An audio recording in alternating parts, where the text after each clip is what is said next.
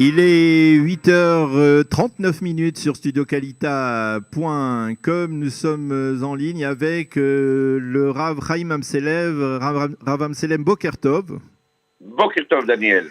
Merci d'être avec nous ce matin sur studiocalita.com, presque à la fin de cette semaine particulièrement mouvementée dans les relations entre l'État d'Israël et le peuple juif, après la décision du gouvernement de suspendre donc l'arrangement du Kotel, et puis aussi donc la décision du gouvernement de voter cette loi sur les conversions qui va maintenir, on va dire, le contrôle exclusif au Grand Ramadan d'Israël dans ce dossier délicat des conversions. Alors, vous êtes un spécialiste de ce dossier, vous avez toujours été à la pointe, on va dire, du combat pour ces conversions. Vous allez nous expliquer un peu, Rav Chaim Amselem, comment avez-vous réagi donc à cette décision du gouvernement? Est-ce que c'est bon pour l'État d'Israël? C'est bon pour le peuple juif?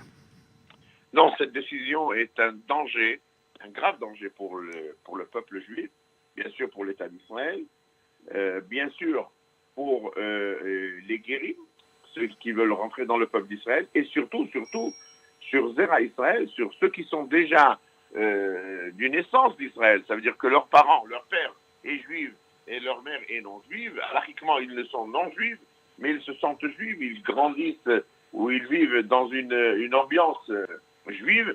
Surtout s'ils vivent en Israël, ils font le service militaire, ils se tuent pour l'État d'Israël. Ils ont été insultés à cause de leur judaïsme. Et voilà, aujourd'hui, on veut les rejeter et leur compliquer la vie, déjà qu'il n'est pas assez facile pour quelqu'un qui veut rentrer dans une nouvelle, ou on veut dire, dans une nouvelle religion, mais je dirais pas, c'est pas vraiment une nouvelle religion, c'est d'arranger leur situation qui est complexe et qui est la majorité des fois pas leur faute, mais peut-être la faute de leurs parents. Mais tout de même, il faut préciser que cette décision du gouvernement, qui a été obtenue sous la pression, on va dire, des partis orthodoxes Haredim, cette décision faisait suite à un décret de la Cour suprême qui s'est impliqué, on va le dire, dans les affaires religieuses et qui a expliqué d'une certaine manière, qui a décrété que, en fait, tout rabbin de ville avait la possibilité de mener un processus de conversion comme il le souhaitait. Alors finalement, c'est un peu, ça risque de frôler de tomber vers l'anarchie au niveau d'un sujet qui est extrêmement compliqué parce qu'il en va aussi de l'avenir du peuple juif et même de l'unité du peuple juif, n'est-ce pas? Non, Daniel, ce n'est pas exact. Ce qu'il se passe, c'est que la Knesset, il y a 2 ans, avait voté, pas à la Knesset, au gouvernement, était passée une décision de permettre à des rabbins de ville d'ouvrir un bédine et de convertir comme ce qui se passait pendant des centaines d'années dans toutes les Kehilot du monde où les rabbinim de Kehilot avaient la possibilité de faire entrer dans le judaïsme. La première chose que ce gouvernement a fait, c'est d'annuler cette décision. Par contre, la Cour suprême a décidé une autre chose. Elle a décidé que des rabbinim qui sont qualifiés pour et qui créent un bédine, même que cette conversion n'est pas reconnue par le rabbinat d'Israël, mais elle peut donner à la personne qui a passé cette conversion le droit d'avoir le billet de la loi du droit du retour de Chok HaShivut. Attendez, est-ce que ça veut dire que cette personne est reconnue comme juive à part entière? Non, elle n'est pas reconnue juive par la rabbanout. Elle est reconnue par Akadosh Baruch Hu, mais pas par la rabbanout. Par contre, par l'État d'Israël, elle est reconnue comme quelqu'un qui peut faire sa aliyah, comme 1 demi-million de personnes qui sont venues du RSS par ce billet, et comme 45% de toute personne qui a droit à la loi du droit du retour de France, qui est de père juif, mais de mère non juive. Et ils peuvent venir sans aucune conversion. Ils ont le droit de venir en Israël parce qu'ils possèdent cette loi. Mais en fait, cela veut dire, Rav Amselem, qu'il y aurait un processus de conversion, mais qui ne serait pas reconnu par l'instance religieuse suprême de l'État d'Israël. Mais il existe depuis toujours. À Bnei Brak, le rabbin Karlitz, ça fait 50 ans. Il fait ses guillourim sans la rabbanout. Le Rav Rosen l'a fait pendant des années. Le Rav Steinsaltz le fait, ça fait 40 ans. On croit que la rabbanout, elle est le patron de tout le judaïsme du monde. Pas du tout. Mais est-ce que vous ne pensez pas que dans le cas précis, il est souhaitable qu'il y ait quand même une instance Bien sûr qu'il y est souhaitable qu'il y ait une instance, mais quand cette instance, elle détruit le peuple d'Israël, il ne faut pas rester sans rien faire. Et c'est pour ça qu'il y a 3 ans, une quarantaine de rabbinim, tous qualifiés de diplôme de grands rabbins de ville, ainsi que des rabbins de ville, comme le rabbin David Stav de Shoam, le rabbin Riskin de Efrat, et moi-même et d'autres, on a créé Giyur Kahalacha. On a créé un mouvement qui le fait bénévolement, qui aide à toute personne qui pense qu'il mérite et qui peut passer devant un tribunal rabbinique et avoir le Giyur, de le faire. On le fait. Et ce qui dérange la rabbanoute, voilà, je vais vous dire les 4 vérités, c'est que la rabbanoute en 2016, avec des budgets de centaines de millions de shekels, arrivait à convertir 1800 personnes, et que nous, avec aucun budget et d'une façon bénévole, 30 rabbinim qui ont créé des bédines, ont arrivé à convertir plus de 600 personnes.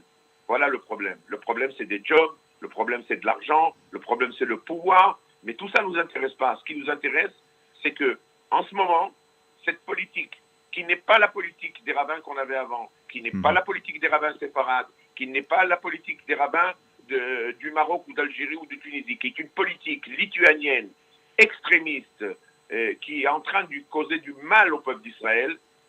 Et voilà de nouveau le gouvernement de Bibi Netanyahou, qui est à la corde au cou par l'équipe des mouvements des partis Haredi, Litzman, Gafni, etc., essaye de remettre des bâtons dans les roues du problème du Giyur qui n'a pas sa solution.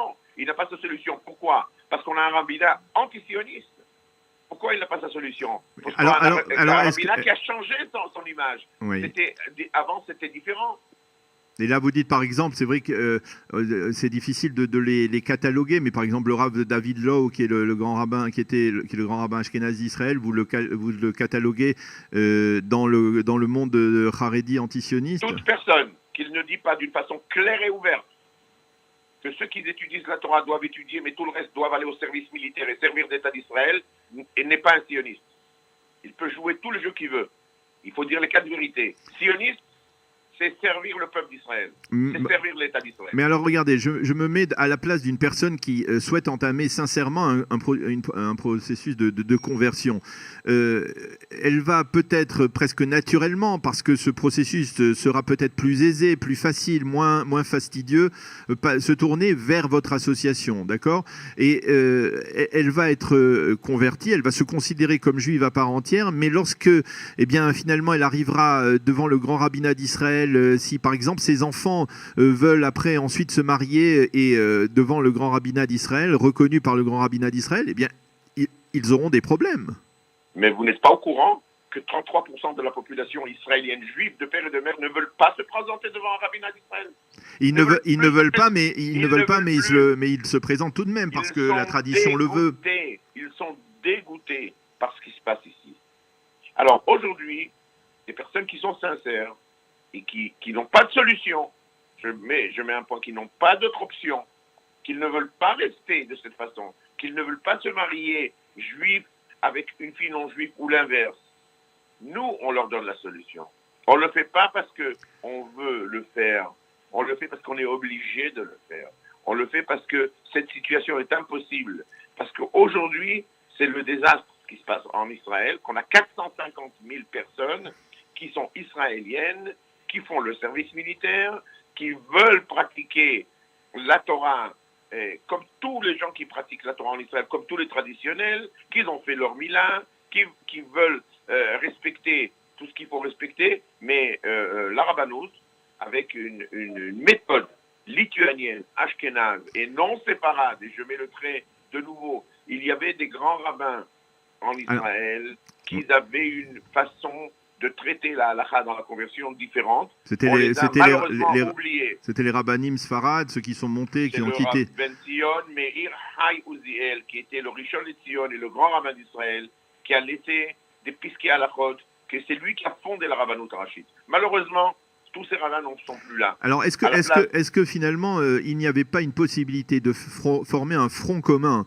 d'opposition, on va dire, aux instances du grand rabbinat d'Israël, et peut-être de manière intelligente, et puisque c'est politique, de jouer aussi la carte politique, d'essayer d'infiltrer le grand rabbinat d'Israël, de rentrer à l'intérieur du grand rabbinat d'Israël pour mener ce combat? Mais malheureusement, quand on a essayé tous de se regrouper autour du Rav David Stav il y a 4 ans et demi, pour essayer d'avancer dans certains domaines et dans ce domaine, le biais de la politique était très fort. On n'a pas eu l'aide des partis sionistes qui n'ont rien compris à ce problème et qui étaient sous la pression du monde haredi. Et voilà le résultat. Ah oui, mais s'ils n'ont rien compris, c'est peut-être parce qu'on leur a mal expliqué, parce que la logique voudrait justement que ces partis sionistes qui ne sont pas particulièrement religieux, des partis comme le Likoud ou comme le camp sioniste ou comme même peut-être même Yesh Atid d'une manière ou d'une autre, eh bien auraient dû vous aider à porter ce message. Pourquoi ils l'ont pas fait? Cher Daniel, si vous faites un sondage dans les membres de la Knesset juive, pas les non-juifs, on va dire sur à peu près 100 députés, et vous faites à l'improviste, puisque les gens connaissent mes idées, je ne suis pas le seul à les présenter. Qu'est-ce que vous pensez qu'il faut faire? Comme le Rav Amselem ou comme les Haredim? Vous aurez 100, parmi les 100 députés, vous aurez 80 qui vont vous dire il a raison, mais on ne peut rien faire, c'est la politique. Alors aujourd'hui, il y a cette politique, demain, il y aura une autre politique. Ce qui est malheureux dans tout ça, c'est qu'à travers tous ces combats, la Torah, la religion sont finalement mal vues par la majorité du peuple d'Israël. Et au lieu que notre Torah devienne une Torah de Haïm, une Torah de vie, ils ont l'impression qu'on est, nous les rabbinim, on est là du matin au soir à les empoisonner leur vie. Ça c'est grave, ça c'est Hilul Hashem. Alors justement, Rav Amselem, je parlais d'implication politique. Après votre départ en claquant la porte du parti Chasse, vous avez été candidat à la Knesset, à la tête du parti Amshalem, mais vous n'avez pas été élu. Est-ce que vous avez désespéré de revenir sur le devant de la scène pour mener ces combats politiques et religieux? Je vais vous dire, j'ai un travail énorme qui se fait aujourd'hui dans le domaine du Giyur en Eretz Israël et en dehors d'Eretz Israël. Mais je sais que le biais politique est très fort et qui peut faire avancer ce sujet. Et s'il y a une raison pourquoi je laisse sur ma table ce sujet, c'est pour l'identité juive. Je suis dans Beit Yehudi aujourd'hui. Voilà, c'est ça. Vous avez rejoint le foyer juif de Naftali Bennett. Je viens de rentrer de Khoutzlaret avant-hier. J'ai appris ce qui s'est passé. J'ai fait ce que je devais faire. Il y a aujourd'hui dans Beit Yehudi une réflexion différente qu'il y a 2 jours. Ils comprennent que c'était une erreur. Il ne fallait pas laisser cette loi passer. Il ne fallait même pas laisser cette loi commencer. Elle n'est pas passée encore. Elle vient que d'être déposée. Il ne faut pas la laisser déposer. C'est un danger pour l'État d'Israël. De toute façon, le monde haredi, lui, il ne se marie pas avec des convertis. Il ne se marie pas avec des gens d'Éthiopie. Ils ne se marient même pas avec des séfarades, mais ils sont là pour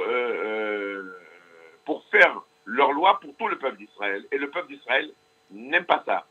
Donc aujourd'hui, j'essaye que le Beit Yehudi tout d'abord met un bâton dans les roues de cette loi, que ça n'avance plus. Et nous, on continuera notre combat, bien sûr, on continuera notre combat, parce qu'on est obligé de le faire, parce que c'est une mitzvah énorme, parce qu'on ne peut pas laisser le peuple d'Israël souffrir. Et voilà, vous savez, je parle maintenant en français dans Radio Kalita. Je suis à l'admiration du travail que vous faites. Je sais l'importance du travail que vous faites. Vous encouragez la Aliyah. Qu'est-ce que vous allez donner réponse à 40 ou 45% des gens qui peuvent faire la Aliyah qui ne sont pas juifs et qui vont venir en Israël et qui vont se trouver dans une situation impossible? Quelle réponse vous pouvez leur donner? La Rabbanout n'arrive pas à solutionner. Je vous dis, dans tout le Eretz Israël, par an, vous imaginez, par an, on a 1800 Giyurim. Heureusement que l'armée... Oui, il y a un système parallèle. Un système parallèle fait la moitié du travail. Là-bas, au moins, ils ne sont pas sous la loupe. Sinon, combien de conversions on aurait? Alors, quand on fait la Aliyah, et on fait venir des gens de l'étranger en Eretz Israël, on les fait venir ici pour les faire souffrir, qui vont être considérés, non, tu as un problème, ta maman est non juive, toi tu es goy. C'est affreux, mais c'est un désastre. Mais c'est impossible. Mais c'est ça qu'il faut combattre. C'est ça que les francophones doivent tout d'abord dire. Revenons à la halakha qu'il y avait avant.